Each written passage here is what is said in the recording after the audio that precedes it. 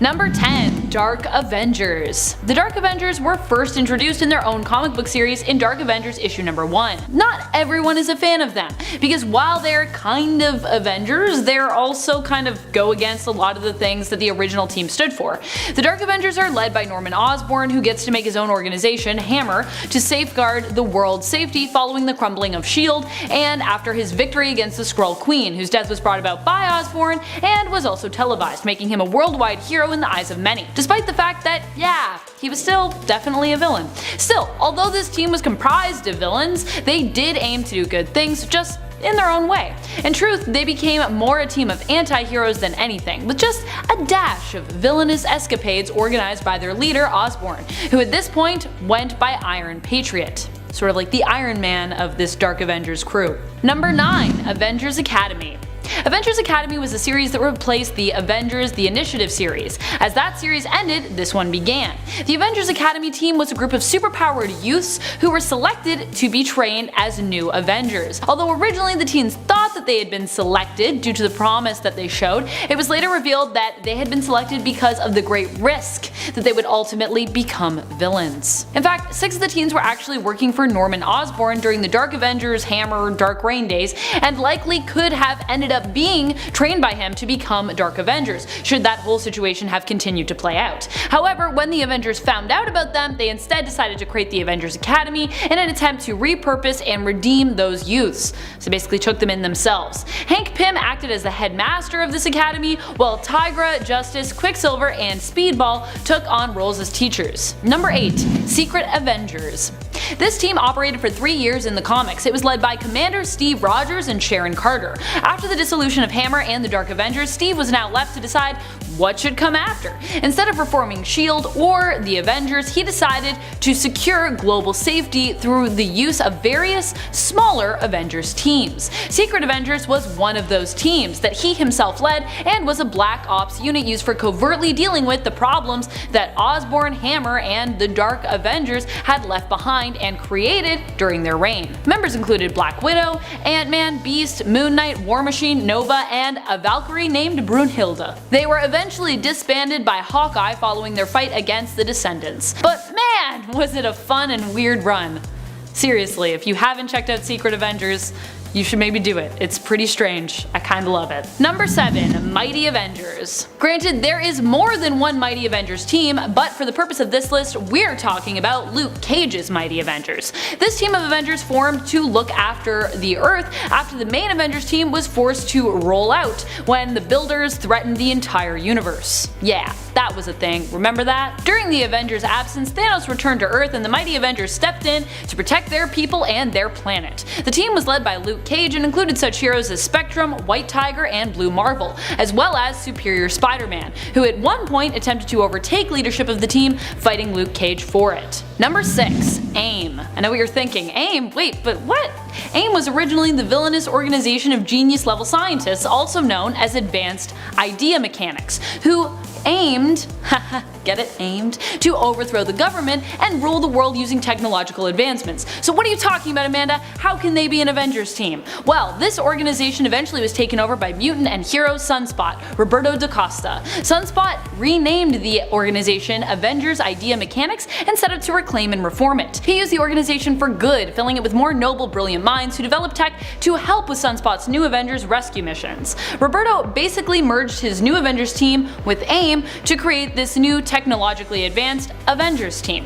Previously, that new Avengers team was actually known as the Multiversal Avengers, and originally they were all about discovering the reason behind the gradual disintegration of the multiverse. Coming in at number 5, we have James Hudson Jr. Well, it turns out that getting another super healing mutant with claws and bloodlust that can't be matched can be created in more ways than just cloning. James Hudson Jr. is the son of Wolverine, and this guy is a badass. This was a little bit of a sneaky move pulled off by the spy Magda. She stole a serum that would guarantee that a baby would come out as a mutant. She then juiced herself up with the serum and then found Wolverine, and the two got hot and heavy. Magda got pregnant, and once she gave birth to a baby, she found Wolverine and was like, hey dude, here's your kid, and left the kid with Wolverine. And I think it's safe to say that Wolverine wouldn't be the best dad ever, which I think he even knows about himself. So Wolverine found an old war buddy, James Hudson, and he left the baby with him for him and his wife to raise. When James Hudson Jr. was finally old enough, his powers revealed themselves, and it turned out he was just like his daddy. From there, it was a little harder to keep the secret about who his daddy actually was, and then we start to get some conflicts between Wolverine and his angsty son. Coming in at number 4, we have Photon, the son of Captain Marvel and one of the most dangerous beings that has ever been brought into the Marvel universe. Photon has bounced around through a few different phases as a hero. He started off as trying to figure out who he was under the Banner legacy. Then he even took the mantle of Captain Marvel for a bit, but eventually came into his final form of Photon, and it would seem that this form was so powerful it could warp reality itself, and his physical form was so strong that there would never be anything that could destroy him. But it turns out that the Thunderbolts had to find a way to destroy him because Photon couldn't control his powers, and this was going to lead to reality being ripped apart, as it occasionally does in comic books. Basically what happened was Photon was constantly pulling energy into his body without the ability to slow this down. So the Thunderbolts actually had to find a way to dismember him and move his separate body parts into different realities so his body wouldn't bring the end of time and space. It's kind of a bummer for him because he really just wanted to be a good guy. Coming at number 3, we have Kashamba, Black Panther's grandson in one of the most hectic universes that has ever been created in Marvel. For those of you who don't know, Kashamba exists in the Marvel Zombies universe where people are constantly ripping at each other's throats to try and survive. Kashamba had to watch his grandfather, Black Panther, get turned into a zombie to survive. This obviously scares the hell out of the boy, and things get even crazier when the new king takes over Wakanda and then tries to have Black Panther killed. I think it's safe to say that this kid won't grow up well adjusted. Nothing like the mental scarring of your grandfather becoming a zombie and then having an entire nation that you're supposed to inherit try to kill him. Also, later in this comic series, the brain of Steve Rogers gets implanted into Kashamba's body. Things just fly off the handle in this universe. I mean, the people on Earth 616 thought that they had it rough, but there are way crazier things waiting out for you out in the multiverse. Coming in at number 2, we have Hulkling. He is the product of forbidden love, and his origin actually has very little to do with the Hulk, surprisingly. So Teddy Kaplan Altman was living on Earth not thinking that anything strange was going to happen, but one day he's approached by a Super Skrull who starts telling him that he's part of an alien race and he needs to go to space. Whoa, that's a lot for a kid to take in. Later, it's revealed that the lady that he thought was his mom was actually a Skrull, but not his mother. She's a Skrull that was sent to Earth with him to protect him. Then it's revealed that his actual mother is a Skrull princess and his father is a Kree warrior known as the Avenger Captain Marvel. For those of you who don't know, the Kree and the Skrull hate each other, so this is a Romeo and Juliet scenario. Well, the two sides start fighting over who should have custody rights over this mixed alien kid who thought he was a human, and they decide on joint custody. He'll spend half his life with the Kree and the other half with the Skrull, but a Skrull takes his place so he can stay on Earth. This storyline has more plot twists than an episode of Days of Our Lives. Now, outside of this crazy backstory, Hulkling has super strength and the power to shapeshift. He mimics the Hulk's powers and can shift his powers into so many other forms. Coming in at number 1, we have Wiccan. You know, if you're the son of both Scarlet Witch and Vision, you're gonna have some pretty serious powers. But Wiccan didn't even know that he was the baby of two of the greatest heroes of all time. Eventually, he met up with the young Avenger Speed and he realized that the two of them are brothers. Eventually, it's revealed who his real parents are, and they should have known because they all have very similar powers. Wiccan can fly, use magic, alter reality, create force fields, teleport, communicate through the mind, and control things with his mind.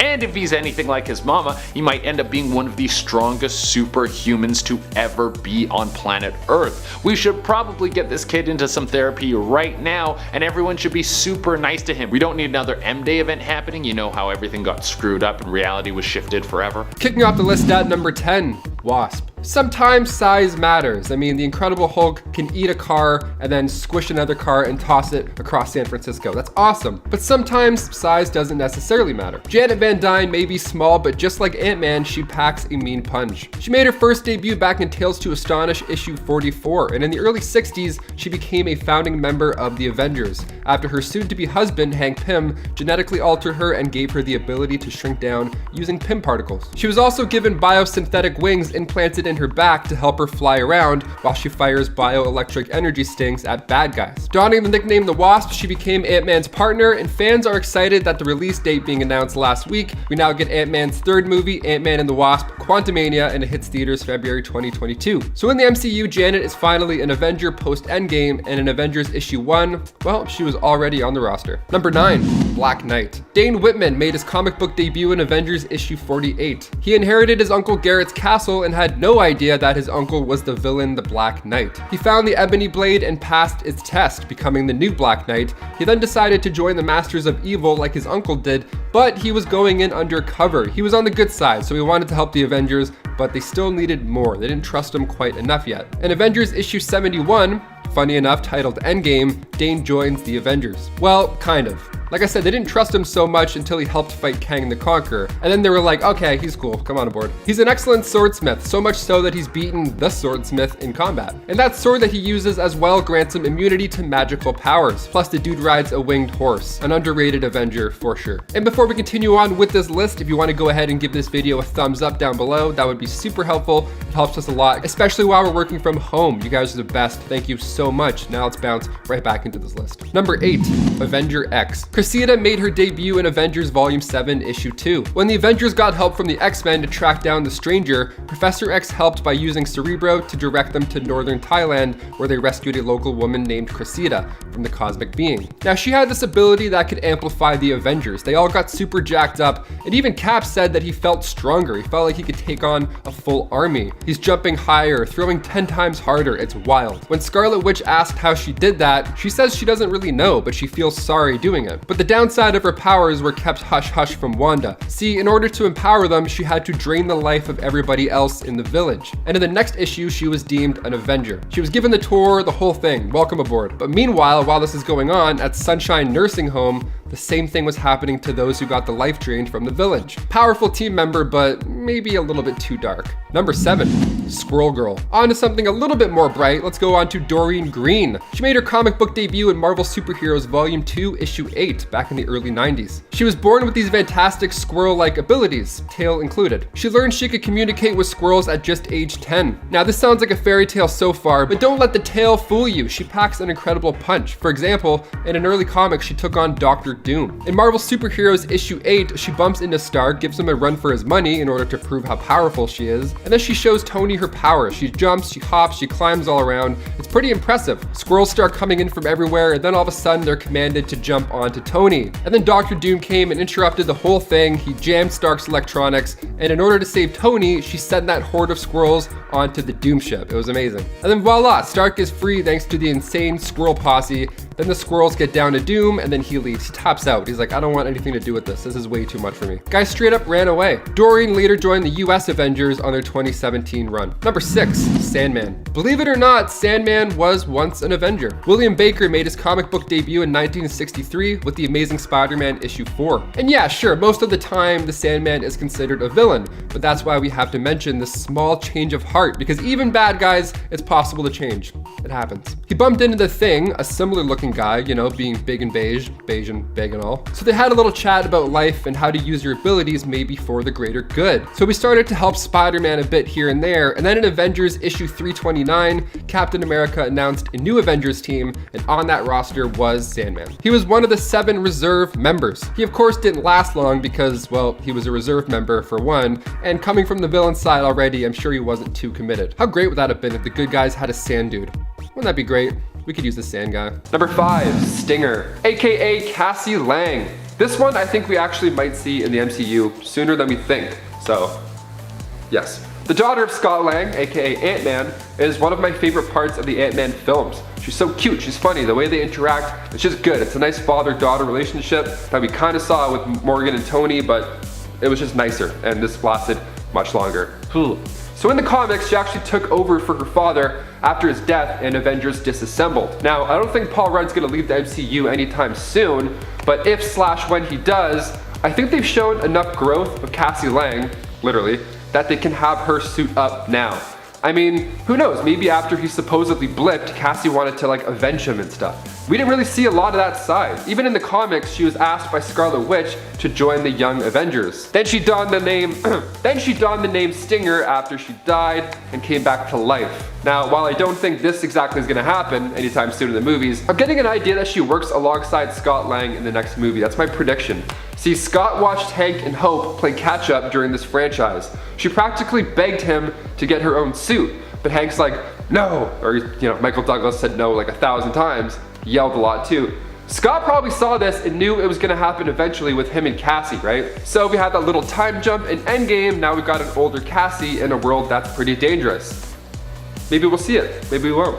Maybe it's Maybelline. And number 4, Valeria Richards. The second child, as you would have guessed, by Reed Richards and Susan Storm. She made her debut in Fantastic Four Volume 3, Issue 54. Valeria is also so badass like her brother. She may not be as powerful as her brother, with the whole Omega level pocket universe jazz, but she's super smart, smarter than her dad even.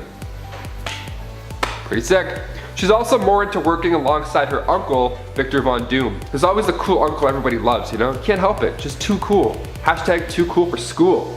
She believes that Reed also never really used his knowledge to help people. Rather, he just did things for himself, which is a common theme in superhero worlds. Donning the nickname Brainstorm in the meantime, hopefully we get to see her sometime soon. Number 3, Scotty Summers. Making his debut in Mutant X issue 1 back in 1998, Scotty Summers is the son of Avengers member Havoc and Madeline Pryor. The Inferno event is probably the most noted piece of his history. See, they wanted to use Scotty Summers as a sacrifice in order to open up a portal to the Goblin Force. Madeline saved him, but in doing so, she became possessed by the Goblin Queen. This was when he showed his true power.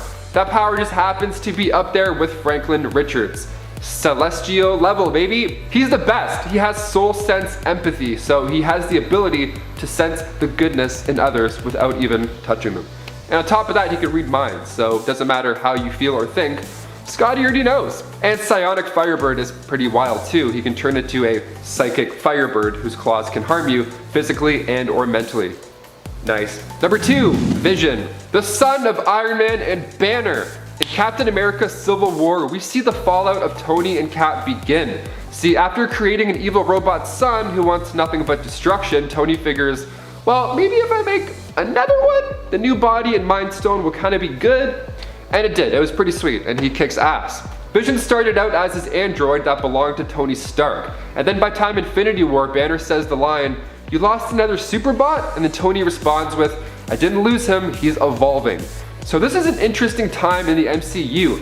Vision is like the son of Iron Man, and then after we lost him, I knew there would be more. Even in this poster, there's a glitch, a little speck of color left in it. In Infinity Gauntlet, we see a colorless Vision after he meets a similar demise. So when that poster was released, I figured there was a part of him that was downloaded and left somewhere, because Marvel doesn't just make printing errors. I don't know why we didn't look into this more. So with WandaVision releasing on Disney Plus next year, this could become reality. Who knows where the baby Avenger will end up, but I'm excited and also very nervous. Please be okay. And finally at number 1, we got Scar. Making his debut in World War Hulk issue 5, he was conceived during the Planet Hulk storyline. He's a son of Hulk and Kyra the Old Strong. After Hulk had spent time on Sakaar, he also started spending a little bit of alone time, So after Hulk had left the planet, Sakaar had popped out of a cocoon and he resembled a teenager after just a year. So, growing pretty fast. Now, given the fact he was born to a not so chill planet, he learned to kill like it was a normal thing. Well, he needed to kill for survival. Eventually, he ends up on Axman Bone's radar. So Scar retains the old power as well. So he has the ability to control tectonic energy, like summon lava and magma, and he can also tap into energy projection. Out of the many children of the Hulk, Scar easily takes the top of that list. And also the top of this list as well, because he's here. So there it is. And at number 10, The Founders. The West Coast Avengers debuted in their own self-titled comic, but the initiative to create a team located on the other side of the country was spearheaded in the Avengers, from a member of the team who wasn't even a part of the initial lineup, Vision. The android came up with the idea after the Avengers found themselves preoccupied and overwhelmed by the events of Secret Wars, with most of their heavy hitters tied up in other matters. Now, Vision stayed with the Avengers on the East Coast, and Hawkeye was named the chair of the WCA, and became a founding member, which led the team in over 102 issues. Up next, number 9, past members. So aside from Hawkeye, who else has been on the team? The founding members were Hawkeye, Mockingbird, War Machine, who everyone initially thought was Iron Man, funny enough, Wonder Man, and Tigra. Now from there, Hawkeye recruited many other additional characters over the years, including Scarlet Witch, Iron Man, the real one this time, The Thing, Hank Pym, specifically as a scientific consultant, Moon Knight, Firebird, the Wasp, and of course, Vision, with that group of heroes popping up in the second volume of the series at varying points in time. Human Torch, Quicksilver, Machine Man, Living Lightning, Spider-Woman, and Darkhawk would all have stints with the team too, primarily after 1989. A whole other team of WCA members would pop up during the Fresh Start initiative at Marvel, but we'll get to them a bit later on. And at number 8, the name change. The West Coast Avengers haven't always been referred to as such. Now back in 1984, when the team was introduced, there was a bit of a backlash amongst fans concerning a second Avengers team. It seemed kinda gimmicky. Oh, if those fans could see contemporary comics now. Now after several years leading into the 1990s, the WCA weren't the only Avengers team kicking around. So to ensure that fans and readers would not get confused, Marvel decided that the best thing to do was to change all of their Avengers titles, so that they could be found alphabetically next to each other at comic book stores. In other words, the team names were altered so that the word Avengers was the first word in their title. Now the West Coast Avengers were changed to the Avengers West Coast, a title which was eventually cancelled in 1994. And at number 7, the suicide attempt. The West Coast Avengers history is filled with a whole lot of interpersonal drama, just like the Avengers is. Perhaps one of the most intense story arcs though to have appeared in the West Coast Avengers is when Hank Pym joined the team as a scientific consultant, after his mental health took a turn for the worse when he was a part of the Avengers. Now between issues 17 and 24 of the West Coast Avengers Volume 1, Hank is suicidal, and actually writes suicide letters, including ones to Tony and Tigra. Meanwhile, while Hank is having a personal crisis, the WCA are off fighting desert-inspired supervillains that are wacky as hell. Overall, that story arc just had a lot of strange things going on. Not that suicide is strange, but everything else surrounding the West Coast Avengers at the time was pretty whack. Hank, back at the base, talks to his ex-wife Janet, aka the Wasp, who had divorced him after the infamous wife-beating incident, and essentially says goodbye to her, giving her some really bad vibes about what's going on with him. Then Hank gets a gun, puts it to his head, but before he can shoot, he's interrupted by Firebird, who talks to him into appreciating his God-given gifts. He then gets a little manic, and goes through a strange confidence boost, calling himself Dr. Pym as his superhero alias, and then freaks out momentarily when he thinks Firebird is a nun. She reassures him that she isn't, and then they make out. Overall, not the best way to approach mental health issues, as we're very much aware. He challenges Moon Knight to a fight, then chickens out, and then goes off to help save the WCA, who are trapped in the past. It's a whole roller coaster of emotion for Hank. And at number 6, Ultimate Marvel. Of course the West Coast Avengers have an alternate version of themselves. This specific alternate can be found in the Ultimates Marvel universe. They are a secret team created by S.H.I.E.L.D. called the West Coast Ultimates that consisted of Vision, Quake, Wonder Man, Black Knight, and Tigra. And they've been through some pretty wild stuff. For starters, they were sent out to find Osama bin Laden, but failed when Wonder Man hulked out, and then the team had to fight him to settle him down. Now seeing this, Nick Fury decided that it would be best to put them all in stasis tubes, holding them until they were needed. Flash forward to the United We Stand storyline, in which the Children of Tomorrow, aka Reed Richards' fanatical cult, kills the US president and both houses of Congress, igniting a civil war. The state of California wanted to break apart and become its own country, but Steve Rogers, who had been elected president, denied them of it. So the state's governor decided to take the group out of S.H.I.E.L.D.'s custody and unleash them against the Ultimates, Earth 1610's version of the Avengers. And at number 5, Power Man. His real name is Victor Alvarez, and he was born and raised in the brutal world of Hell's Kitchen, New York City. As a child, Victor's father was a criminal and therefore sent to Seagate Prison as a result, so he didn't exactly have great role models per se, other than his mother that raised him. After the Mighty Avengers were shut down, Power Man along with White Tiger followed each other to join the newly rebranded AIM team, which would in part become the New Avengers. Victor would fight side by side with this team for many adventures, but ultimately he felt that he was neglecting his home neighborhood for far too long. So we may not see much of Victor Alvarez in terms of MCU, but he definitely had a great stint with the New Avengers, and maybe he'll come back, who knows.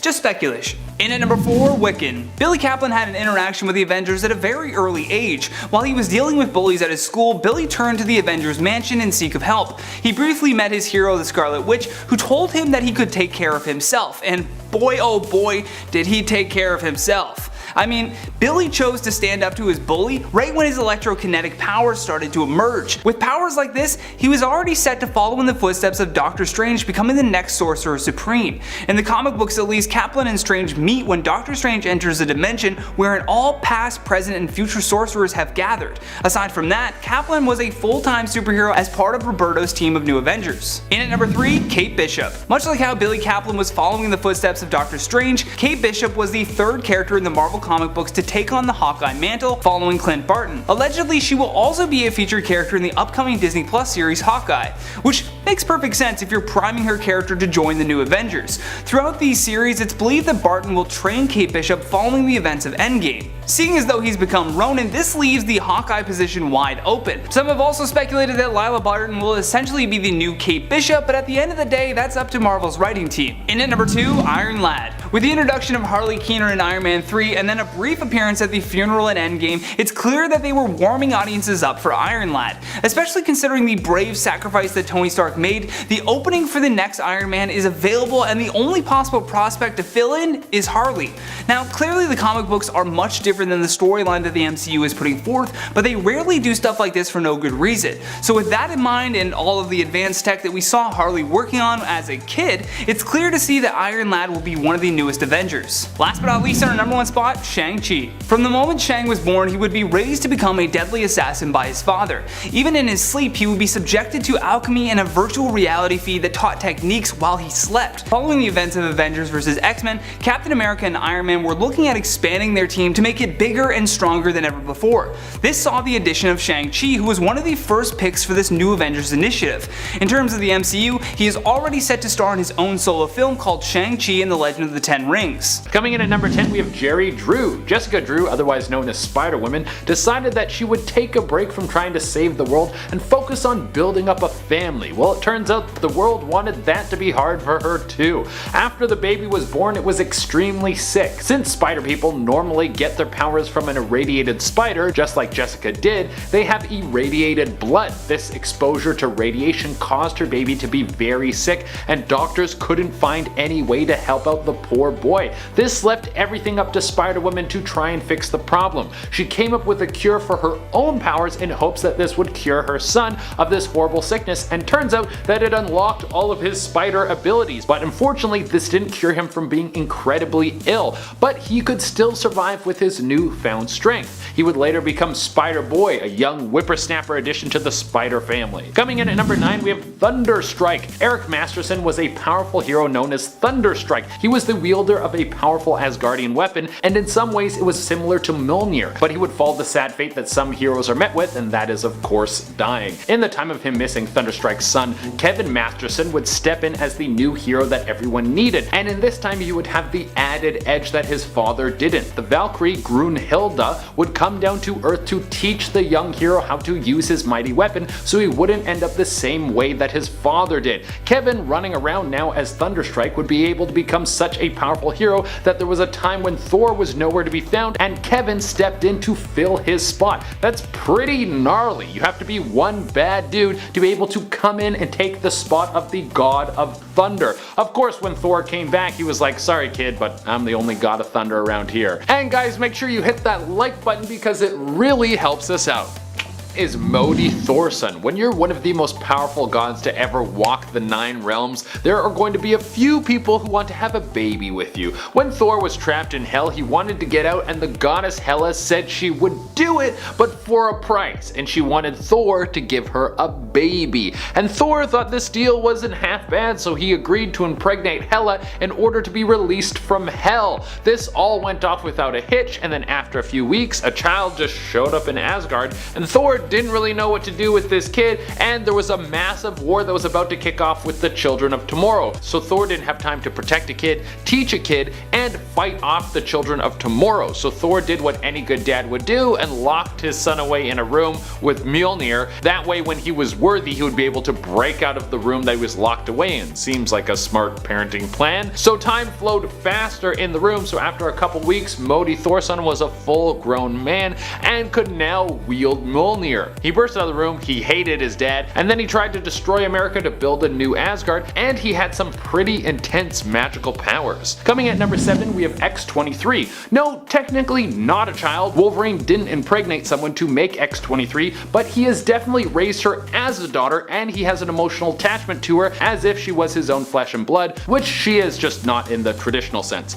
X-23 is of course the clone of Wolverine, who was built for one reason and one reason only: to be a tool of death. She has Wolverine's same powers and has been trained in hand-to-hand combat in ways that rival even Wolverine himself. She also constantly struggles with the fact that she was made as a weapon. The people who made her see her as property and can use her for whatever nefarious purposes they want, but of course Laura Kinney, also known as X-23, is a person and doesn't want to be treated like someone's property. I don't know if the people making her ever thought that she would take after her father. Like maybe it was a bad idea to clone the dude who you tried to turn into a weapon before and then rebelled against you and has been fighting against you ever since he escaped. Who would have thought that his clone would do pretty much the exact same thing? Coming in at number 6, we have Hope Summers. The aptly named Hope was the first mutant to make it into existence after the world was hit with the tragic event known as M-Day. This of course was the day that nearly all of the mutants were wiped from Earth, and it would seem that no mutant would ever be born again. Once this girl was alive, she showed immense levels of power. She was able to bust Rogue out of a coma, and it would seem that this new mutant would be the target for everyone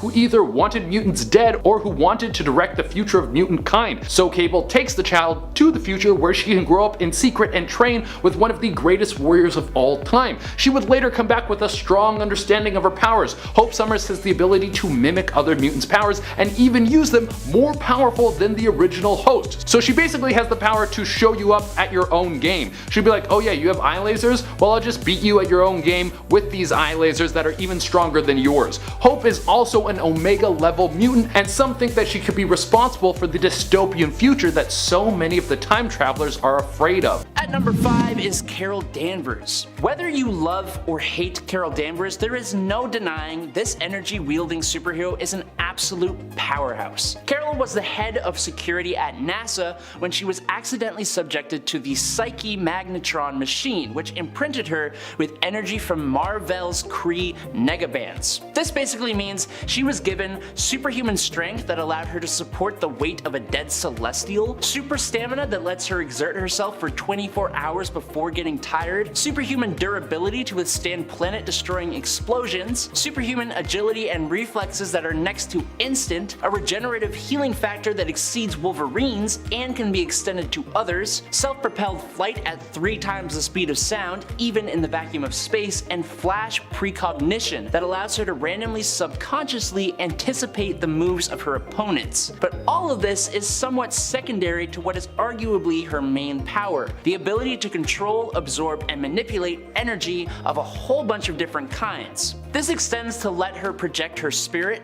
manipulate molecules, and transmute matter. She can create energy constructs and even boost up her already OP abilities. And at number 4 is the Hulk. It's almost a requirement that the Hulk show up on this list. The gamma-powered Green Goliath has been around for a long time, and ever since he showed up, there are only a small handful of people who have ever been able to stop him without using some kind of magic or reality warping. His infinite strength has a lot to do with that. A strength that grows based on his anger and has never ever really reached a cap, allowing him to destroy entire planets, be a threat to entire galaxies, and being able to shake the multiverse with his punches. It also has a lot to do with his basically limitless dynamic durability, which has allowed him to survive attacks from enchanted weapons, powerful blasts of energy, stronger than Ground Zero nuclear explosions, the Human Torch's Nova Blast, and he could stand up to forces that could crush adamantium and destroy entire planets. But now, thanks to Immortal Hulk, we know that the Hulk actually literally cannot die, coming back from the below place through green doors. Actually, in that story we even get to see an alternate future where the One Below All uses the Hulk to destroy literally everything in existence. And the Hulk is still showing more and more of his potential, with the reveal of the Titan personality that was able to fire energy blasts and is utter nightmare fuel. And at number 3 is the Scarlet Witch. As a natural conduit of one of the most powerful forms of dark magic, chaos magic, the Scarlet Witch, Wanda Maximoff, is one of the most terrifyingly powerful beings in Marvel Comics. Using her chaos magic, Wanda has the very powerful ability to alter reality, which she has used to create her own children, bring the Avengers to their knees and even completely end a few of them, and even rewrite all of reality to make mutants the dominant species for a while before wiping a ton of them out. When she was born, Wanda had a natural affinity for magic. Now this was boosted up by the gift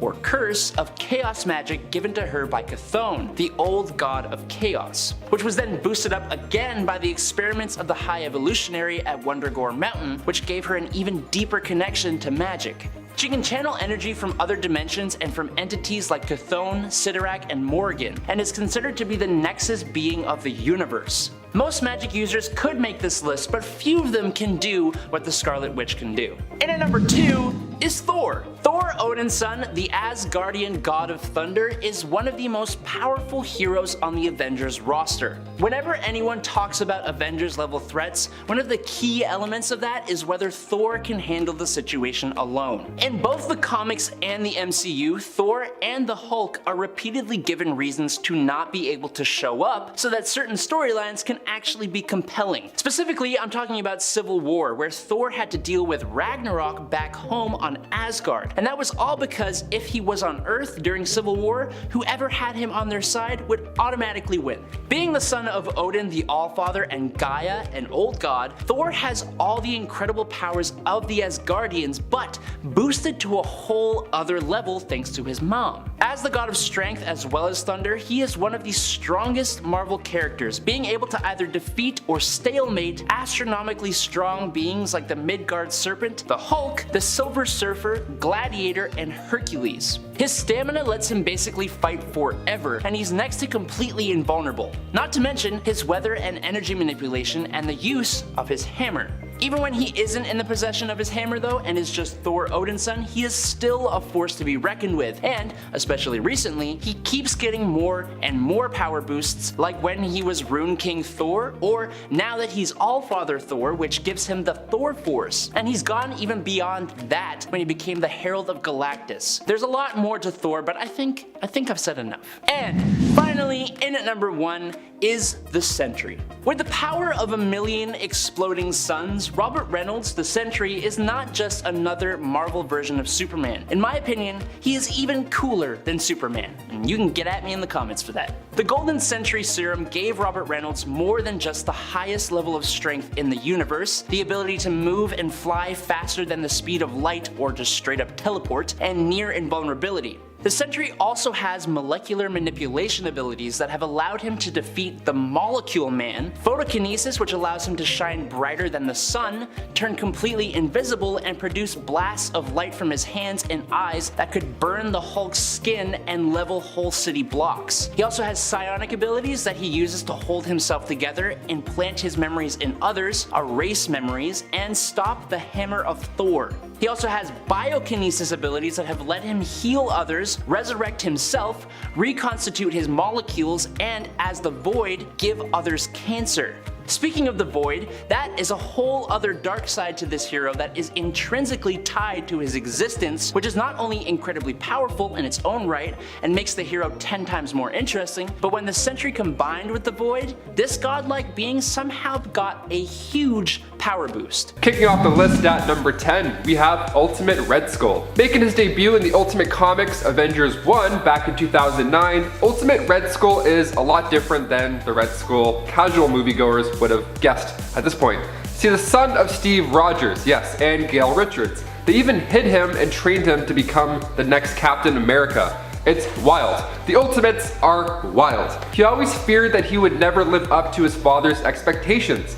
I mean, Fair. At just age 17, he killed all the doctors and soldiers at the military base. He was in charge, and his side hustle was planning this badass escape in the meantime. He then got the haunting look by using a kitchen knife and carving his head. So that's disgusting. Nice gross way to kick off this list. And before we continue on to number 9, guys, if you could go ahead and Hulk smash that like button because it really helps us out here at the studio. You guys are the best. Now back to the list. Coming in at number 9, we have Lyra. Taking place on Earth 8009, beginning with Hulk Raging Thunder issue 1. We find Lyra Walters, or sometimes referred to as Savage She-Hulk. She is the daughter of Thundra and Earth 616 Hulk. So yeah, she's from Earth 8009 in the 23rd century, and at that time the Earth was split into different factions, right? So the guys faction were like warriors, they looked up to like past heroes. Then the women came together under the United Sisterhood Republic, and they were outgunned and outmanned, like literally outmanned. So Thundra got sent to Earth, our Earth 616, where she met our Hulk, and had a baby. How cute. Lyra actually gets stronger when she's calm, and she's able to tap into the gamma sight, which means she can see the flow of gamma radiation. I'm doing my best interpretation of gamma radiation. Can't see the green, but it's a lot of gamma behind me. So she becomes a smarter and smoother fighter in this state. But if she becomes angry, she'll actually become weaker, which is fun. Let's play with that idea of it. Number 8, Ultron. In the MCU, Tony and Bruce are the masterminds behind Ultron. But in the comics, it was actually Hank Pym. See, Ultron made his first debut back in 1968 in Avengers 54. And beneath the crimson cowl, we discover is indeed Ultron Pym. I love how in Age of Ultron they used a red cowl to hide his new and improved look. It was a nice reveal. In the comics, Hank Pym was actually the father of Ultron, so there's been many versions of Ultron, seeing as he constantly wants to upgrade himself and be bigger, badder, and bolder. He actually has the same brain patterns as Hank Pym. He figured it needed a personality, much like our MCU version of Ultron is basically Tony Stank, but with more, you know, metal, rage, fire, and blood and horribleness. Number 7, Franklin Richards. Born in New York City, Franklin Richards, of course being the son of Reed Richards and Susan Storm, is quoted from Galactus himself as the most powerful mutant ever. Nice, that's it. Put that on a resume. Boop, that's sick. He is a mutant beyond Omega power. You heard it from Big Guns himself. See, Franklin was a member of Gen X, and he's also a future X-Men member in the Ultimate X-Men comics. Some of his powers include vast reality warping, psionic powers. He also has control over the universe, so awesome. He's got precognitive powers, so his dreams tip him off on what's gonna happen in real life. That happens to me, except it's always embarrassing, and they end up happening. He can see the future in his dreams. That's so OP. He can resurrect the dead, he can time travel, teleport, astral project, and he can duplicate planets and or people. So yeah, Ego, living planet.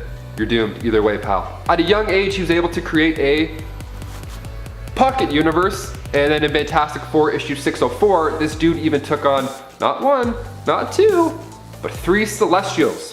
One of them he actually just took out with 1 punch. 1 punch, man. 1 punch, man. Huh. Needless to say, Franklin Richards is not somebody you want to mess with in any of his pocket universes. Franklin has a middle name, and that's Benjamin, which is nice because they named him after their good pal, Ben Grimm, the Thing. My middle name's Douglas. Number 6, Red She-Hulk. So this mysterious character just showed up when the Red Hulk gathered a team to hunt down Domino. So while Wolverine was fighting Red Hulk, he like scratched his eyes out, which is a mess. And then just as Wolverine was about to finish him off, bam! Red She-Hulk comes in to save the day, and she's fierce. Like right off the bat, she taunts Wolverine by showing him her fancy new outfit that used to belong to Domino. Like she had Domino's gun, she had Elektra's sai, and then she bragged about how she killed the two and took their weapons and clothes. So she's kind of a hot mess. She held off the fight long enough for Red Hulk to recuperate, and then unbeknownst to Red Hulk until later on, the identity of the new mysterious Red Badass is actually none other than Betty Ross. General Ross became the Red Hulk and was an Avenger at one point, so his daughter, Betty, naturally also became the Red She-Hulk. Now, I know what I said about her earlier makes her sound like an absolute savage. In some of these comics, yeah, she is. She even killed the Hulk in Incredible Hulk 634, so you gotta check more of her out. Her powers are pretty nuts. During the scrap with Wolverine, she spat in his face, which is yucky. First of all, we don't do that anymore, 6 feet apart, people. But secondly, her saliva is acid. So she grabbed Red Hulk and they both ducked out in the sewers while his eyes melted. Yuck. Number 5, triathlon slash 3D man. Okay, 3D man slash triathlon, aka Delroy Garrett Jr. He joined the team in Avengers Volume 3, Issue 27. He showed up and just whooped everybody's ass. It was great. The team basically had to hire him on the spot. They had no choice. But before this, he grew up running, hence his name Triathlon. He competed in the Olympic Games and he was crushing it. That was until he tested positive for steroids. Then he got his 3 medals taken away from him. So he turned to religion, to the triune understanding, and the group's founder, Jonathan Tremont, had found a fragment of a mysterious object and used it to give Garrett the powers of 3D man, the 3D man himself. Look out. I would see a 3D man movie in 3D. God, what a ride that would be. You just don't put on the glasses and you don't see half the movie. You're like, oh, I get it. It's cool, it's cool. Number 4, US agent. Okay, spoilers coming in hot for Falcon and the Winter Soldier. If you haven't watched it yet, pause this video, watch the entire series, and then come back and click play. It's easy. John Walker is known for being the hothead that replaces Captain America in the show and in the comics. He went as far as injecting super soldier serum into his own body, but he didn't become Steve Rogers. Instead, he killed a guy with the Captain America shield.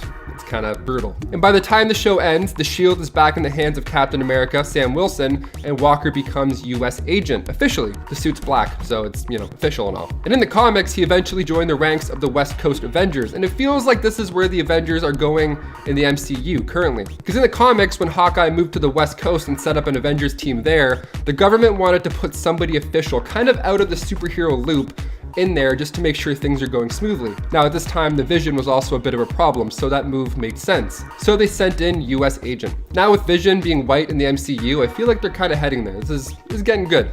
It's getting tricky. Number 3, Hawkeye. I have to mention Hawkeye because he's one of the 1960s Avenger recruits, and he's one of the big 6 in the MCU, and I feel like he doesn't get enough credit on screen still. Like in the comics, he becomes Goliath. It's epic. When the West Coast Avengers were assembled, Hawkeye was the leader of the team, like I said. But for a little bit, that was until they thought the US agent would be a better replacement for leadership. So he ended up coming in and then taking over as the new leader. So things get a little wonky. So Hawkeye thought, no sweat, I'll get some Pym particles and we'll see who the biggest guy is after all. And then he became this. Number 2, the Sentry. He made his first appearance in Sentry issue 1. Meet Robert Reynolds. He was a struggling addict who made his way into a laboratory and discovered something called the Golden Sentry Serum. So he consumed it, and then he got the surprise of a lifetime when he was given the power of 1,000,000 exploding suns. So back in 1947, Project Sentry was put together by the remnants of the US Operation Rebirth and Canada's Department K. They joined forces and they wanted to recreate the super soldier serum, but they magnified its effects 100,000 times. That plus a cool outfit in the mix, and now we have a new superhero. So after this, Robert fought alongside the X-Men, the Fantastic Four, and of course, the New Avengers. He's a really powerful guy. He once became a Horseman of Apocalypse. He was the Horseman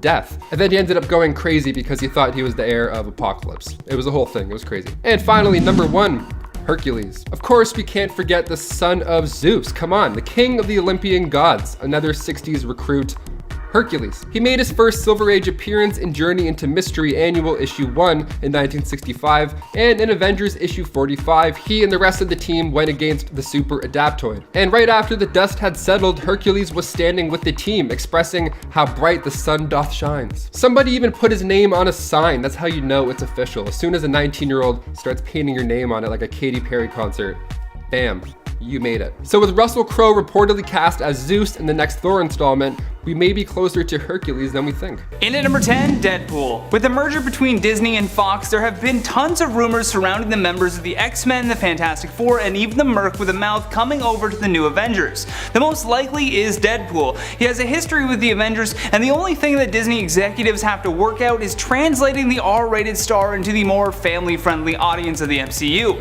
According to online rumors, Deadpool is set to appear in the end credits scene of Black Widow, spoiler alert, and therefore will be joining the new team of Avengers very soon. We are still waiting on Kevin Feige to confirm, but he did note that the movie is happening with a whole new lineup of Avengers, which is pretty exciting.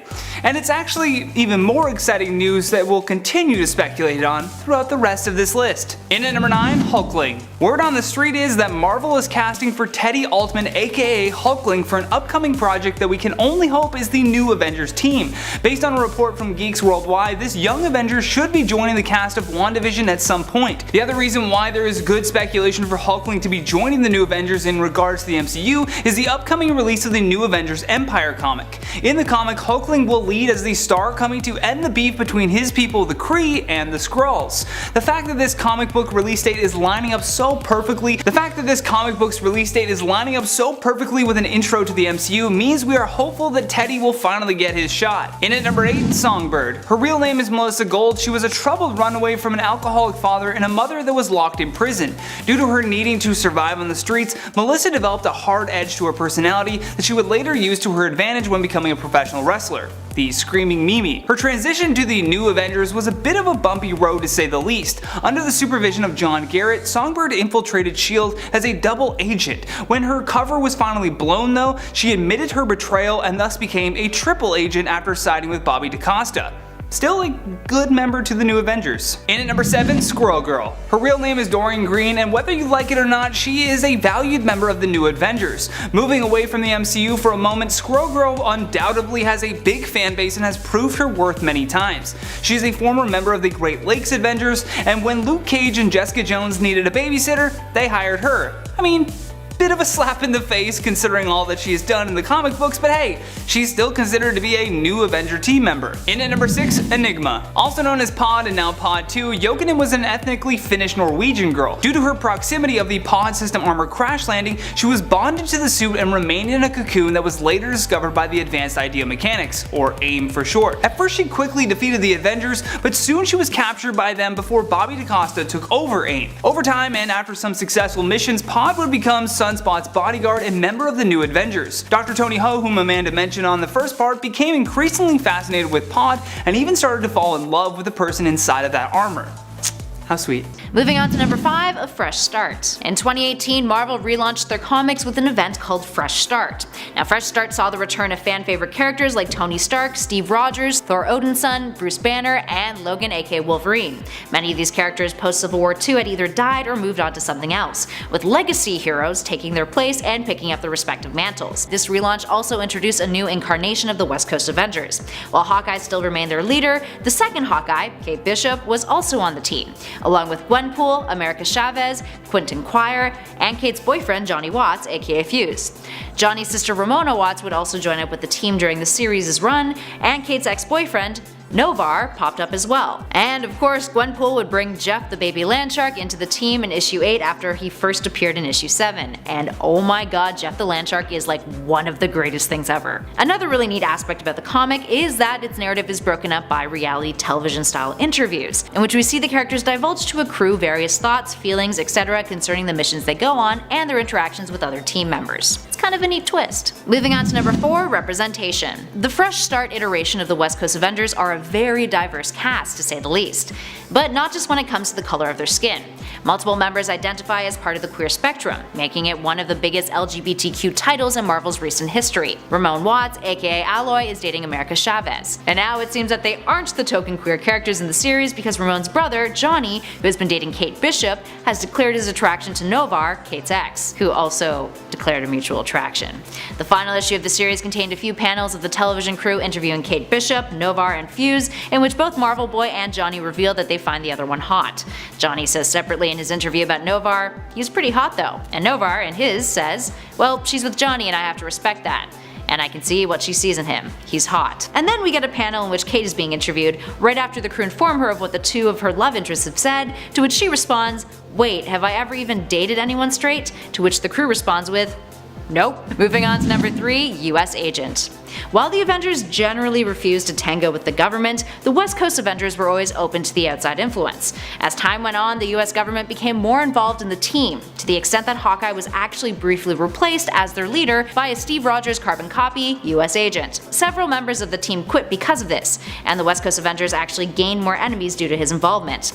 Eventually he was booted out, thankfully, but it did cause quite the stir up for the team at the time. Moving on to number 2, ForceWorks. Remember how we mentioned that Avengers West Coast was cancelled in 1994? Well, this is what was created to replace it. ForceWorks, a ridiculously 90s series that took the remains of the West Coast Avengers team, but was led by Iron Man, who wanted to establish a team that wouldn't only fight crime, but would also prevent disasters from occurring. Tell that to his Civil War self. Scarlet Witch was the leader of the team, which consisted of War Machine, Spider-Woman, Cybermancer, US Agent, Moonraker, and Wonder Man, who was later replaced by Sentry. This team's story arcs would eventually lead into one of the worst Avengers storylines of all time, Avengers: The Crossing, in which it was revealed that Tony Stark was actually under the influence of Kang the Conqueror, but then it was revealed to actually be his future self, Immortus, in disguise. And then he was killed off altogether and replaced by a younger version of himself from an alternate reality. This then bled into Heroes Reborn, which was yet another highly disliked story arc. And finally, in at number 1, cancelled again.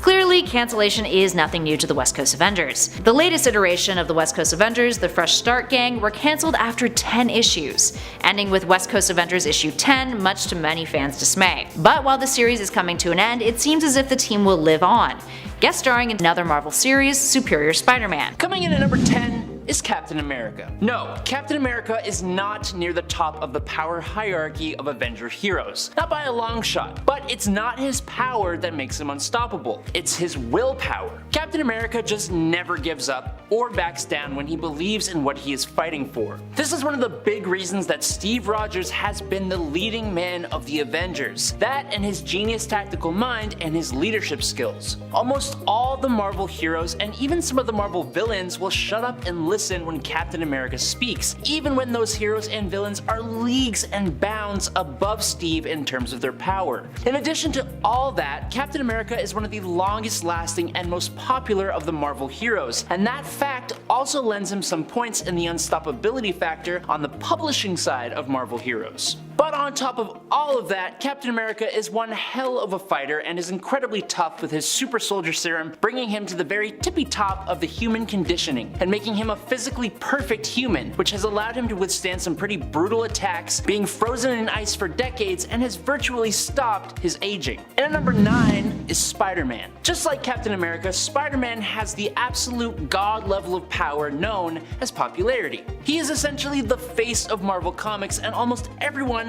who just knows of comic books knows of Spider-Man. Sure, Spider-Man has been defeated and even lost his life, like how he is technically currently not alive, but he always comes back, and there is a very low possibility that he will ever be brought down for good. Plus, now we have Miles Morales as well, who is going to share this spot on the list, even if he's got a few abilities that Peter doesn't have. Spider-Man has got more than popularity though. He is also very inspiring, actually really strong, and incredibly intelligent. He is seen and respected as one of the most righteous and brave heroes around, and his heroic attitude, sense of responsibility, almost perfect moral compass, and quick wit make him beloved by not only fans but other heroes and even some villains. But above all of that, it's his willpower that I think makes him truly unstoppable. Even in the face of certain deaths, Spider-Man will always get back to his feet, which has allowed him to use his incredible abilities to perform truly incredible feats. Speaking of his powers, Spider-Man possesses the proportional powers of a spider, but he's done things that even a human-sized spider would not be able to do, and his spider sense gives him an edge in battle, and that, combined with his other abilities, has made him next to unstoppable. And at number 8 is Luke Cage. Criminal turned unstoppable superhero is quite the feat, but Luke Cage handles that with grace, becoming a pillar of his community and even eventually becoming mayor of New York itself. Whenever I think of Luke Cage, the word unstoppable is what actually comes to mind. I just think of him as this big brick wall just standing in the way of anyone who would try to harm another person.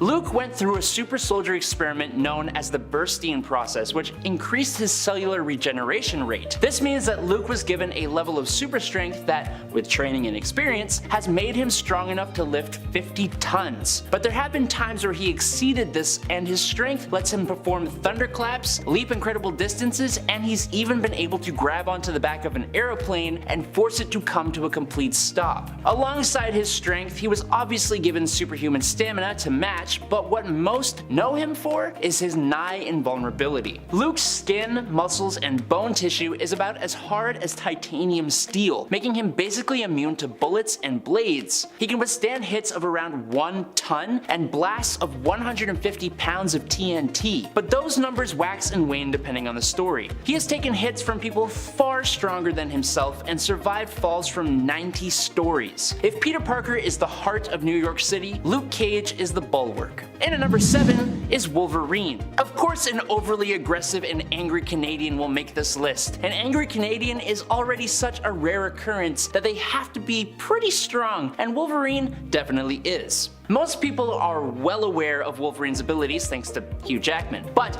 I am honor bound to explain them anyways. There are 2 things that make Wolverine practically unstoppable. The first would be his adamantium laced skeleton and by extension, his claws. While not a natural occurrence, Wolverine was subjected to the Weapon X program, and for him, he was given the adamantium which bonded to his skeleton, infusing it with his bones, which makes them virtually unbreakable. It also makes his claws razor sharp and gives him added weight and velocity when throwing punches and kicks. Now, if someone were to ever break his bones, which is pretty much impossible, it wouldn't really matter because one of his natural mutations is a healing factor that is only outmatched by a few other characters in the Marvel universe. His healing factor has allowed him to survive a nuclear explosion, being completely crushed by a steamroller, having his heart torn out, brutal and bloody fights with Sabretooth. He has even recovered from a single drop of blood, but he was being powered up at that time. His skeleton and his healing factor are just compounded by incredible senses, superhuman attributes, and general tough guy attitude to make him a pretty unstoppable member of the Avengers and more. And at number 6 is Ghost Rider.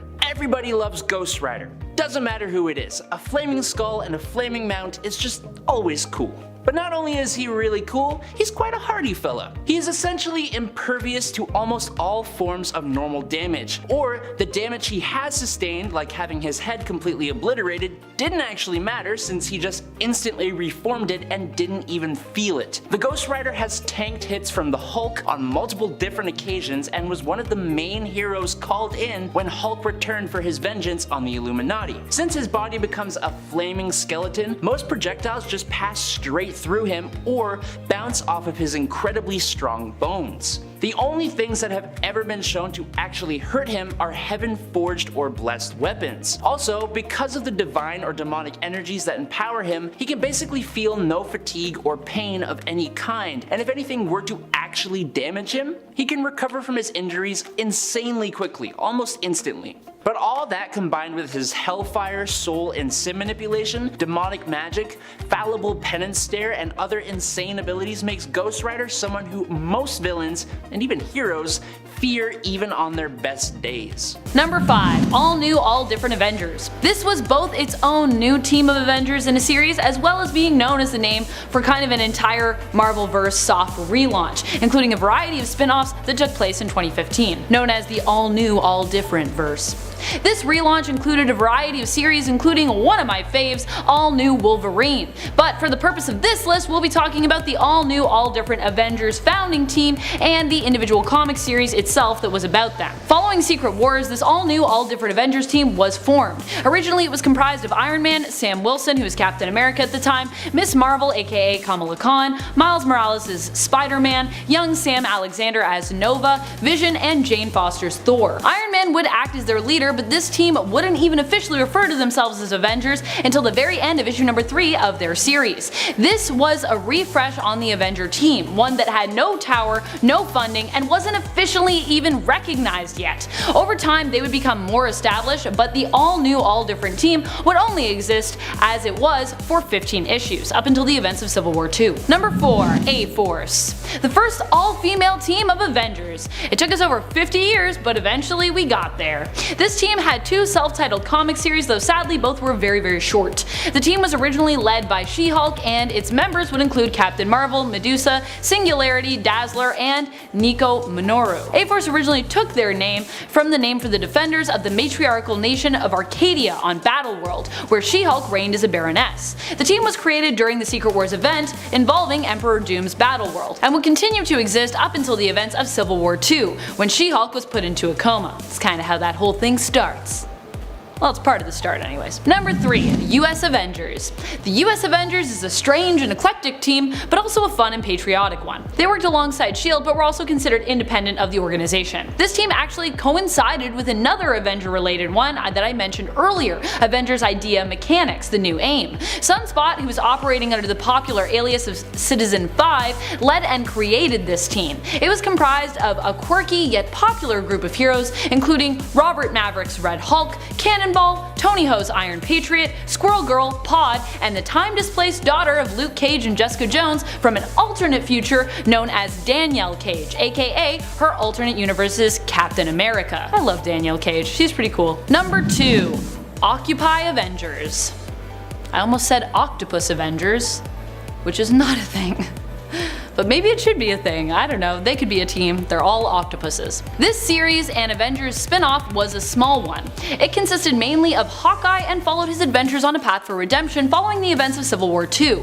Let's not forget that it was Hawkeye's arrow that was deemed responsible for the death of Bruce Banner, although Banner had asked that Hawkeye mercy kill him should it be necessary. Although he was acquitted of all murder charges, Hawkeye still felt guilty and sought to make things right. His way of doing this? A more grassroots approach to heroism involving basically a community outreach. Clint focused on more real-world problems that threatened people, like fixing up Santa Rosa, New Mexico's water supply. During the run of Occupy Avengers, Hawkeye would be joined by other heroes such as Red Wolf and Nightshade, who would join him on his quest. Number 1. Savage Avengers. This ruthless team of Avengers is basically one of the newest anti-hero Avenger teams to form, and is more anti-hero than our number 10 spot, the Dark Avengers, because all the members are still definitely the good guys, but are also known for being violent killers as well. This team was formed out of a team-up involving Wolverine and Conan the Barbarian. It consists of Elektra, Dr. Voodoo, formerly known as Brother Voodoo, Elektra, Punisher, and Venom. The team was assembled to combat the combined threat of spellcasters and spell traders from Conan's world and Marvel's main continuity evil secret ninja organization known as The Hand.